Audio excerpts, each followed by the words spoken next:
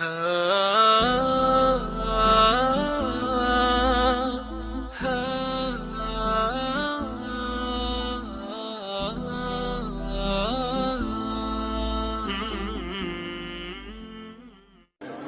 نصوح. توبه نصوح چه توبه است؟ توبه‌ای که 5 تا شرط داشته باشه. توبوا الی الله جمیعا ایها المؤمنون. خدا میگه دست جمعی با هم توبه بکنید. بعضی توبه ها متفاوته. توبه یک جوانی که به انحراف کشیده شده، شرابی خورده، توبه خودشه، مشکل دیگه رو خودش اصلاح میشه. اما توبه استاندار، توبه حاکم، توبه فرماندار، توبه پدر، توبه معلم، بزرگ، رهبر. بزرگ وقتی اشتباه میکنه، کسی که مسئول جامعه است، توبهش اصلاح جامعه است، یک توبه نیست. بعضی توبه ها حیات و مرگ و نابودی یک جامعه بهش مرتبطه. اونهایی که بزرگ جامعه هستن اگه اشتباه بکنن، جامعه نابود میشه. علما میگن اگه میخوای بزرگترین خطری که حکومت ها و دولت ها رو تهدید میکنه 4 تا جوان شراب بخوره، 4 تا دختر بی حجاب باشه نیست. علما میگن بزرگترین خطری که یک دولت و یک حکومت رو تهدید میکنه مدیران فاسد هست. مدیران فاسد.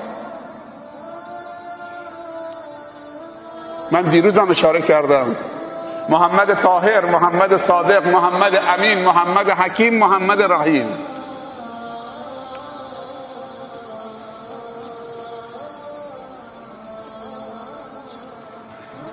وقتی میخوان یک جامعه رو نابود بکنن، کارهای بزرگ رو به انسانهای کوچک میدن و کارهای کوچک رو به انسانهای بزرگ، هر دوتا توش میمونن. توبه نصوح 5 تا شرط داره. یک، این که توبه خالص باشه، توبه شهرت نباشه که مردم بگن فلانی توبه کرد. نه، توبه خالص. 2، ترک اون گناه و همه مسائلی و اماکنی و برنامه هایی که دوباره اون گناه رو براش تداعی میکنه. 3، اظهار ندامت و پشیمانی، هر وقت یادش آمد اظهار ندامت بکنه. 4، تصمیم قطعی بگیره که دیگه بر نگرده تحت هیچ شرایطی. و 5، این که توبه در وقتش باشه. 2 تا وقت هست برای توبه. یکی قبل از این که روح به حنجره برسه، به حلقوم برسه، وقتی به اینجا رسید به غرغره، دیگه در توبه بسته میشه. این پرده چشم بلند میشه، چشم به یک جا خیره میشه. هر کسی تا قبل از این که این روحش به غرغره نرسیده میتونه توبه بکنه. وقتی که دیگه اینجا احساس کردید که داره نزع روح میشید، دیگه در توبه بسته شد. و وقت دوم وقت عامه. این وقت خاص هر نفر از ماست. هر کسی مرد قیامتش برپا شده، حتی اگر اسرافیل هم ندمیده باشه در صور.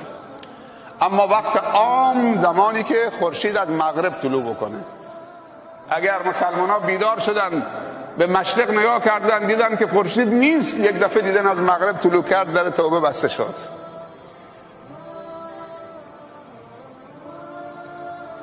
پنج تا شرط برای توبه. اما دهمین علامت محبت خدا تمنای شهادت در راه خداست. کسی که خدا رو دوست داره همیشه آرزوش که در راه خدا شهید بمیره. بهترین نوع مردن، زیباترین نوع مردن، کاملترین نوع مردن. کسی که در راه نشر دین خدا شهید میشه کفن نداره، نمازم نداره، غسلم نداره، لباسش کفنشه. کسی غسل به شهید نمیده. با اولین قطره خونش همه گناهانش بخشیده میشه. زمین هم حق نداره که شهید جسمشو بخوره. زمین حق نداره جسم دو نفر رو بخوره، یکی جسم انبیا، یکی جسم شهدای در راه حق. یعنی الان اگه قبر عمر رضی الله عنه الان چه، یا قبر حیدر یا قبر عثمان، هر کدومشون الان برید قبرشون رو باز بکنید، خون فکر میکنید تازه است. شهدای احد اللون لون الدم و الریح ریح المسک، رنگ خونه، بوی مشک نزد خداوند. به کمتر از شهادت در راه خدا راضی نشید. انسان همونطوری که میمیره همونطور مبعوث میشه. اگه در حال عود زدن بمیری، یه وقتی یه خواننده مشهور عرب در حالی که عود میزد همینجور گردنش خشم، عودم تو دستش. سکران باشی بمیرید، هر طوری که مردید همونطورم. خدا اون روز نیاره که مسلمان در حال شراب نوشیدن با همون قطی.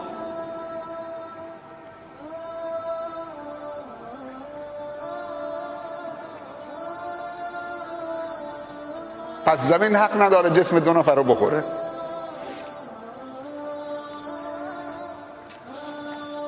تمنای خوب مردن در راه خدا و این که مال تو، جان تو، خانواده تو با خدا معامله بکنید، الله خریدارشه. ان الله اشتری من المؤمنین انفسهم و اموالهم بان لهم الجنه. حاضر نفس تو برای الله بفروشید، خانواده تو بفروشید برای الله. الله مشتری است. مال تو، خدا میگه ان الله اشترا یعنی خرید، مشتریه. خداوند مشتری جان و مال و خانوادته. انفسهم و اموالهم، که حاضر با الله که مشتریست معامله بکنه. بأن لهم الجنه،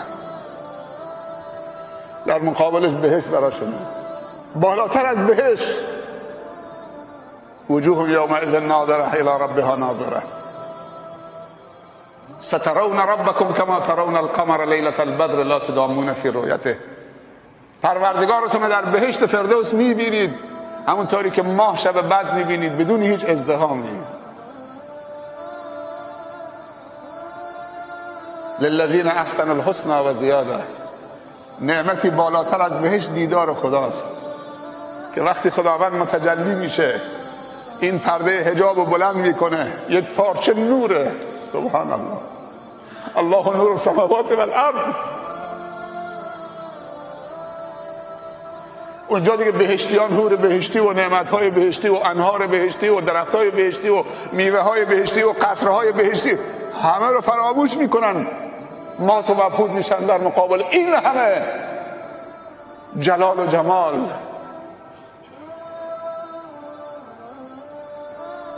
برای خودتون قیمت پایین نزنید، الله خریدار شماست. وقتی با الله معامله نکردید دیگه اونجا بیرون ایستاده ابلیس. مواد مخدر بهت میده تو رو میگیره، مشروبات بهت میده تو رو میگیره، زنا بهت میده تو رو میگیره دیگه. وقتی این همه انسان ذلیل باشه، قیمتش پایین باشه که دیگه حاضر نشه با الله معامله بکنه، باید بره با شیطان معامله بکنه. کالا و متاع شیطان دیگه مواد مخدر، زناست، رواست، ظلم، فحشاست. رب العزت و الجلال یه وقتی یکی شاید یک گروبانی توی پاسگاهی و یک مأمور امنیتی باش رفیق باشه، چقدر پوز میده تو کوچه و فلان و دلش خوشه که رئیس پاسگاه میاد در خونه‌شو و مردم ببینن و این فلان. الله رب العزت و الجلال با تو دوسته.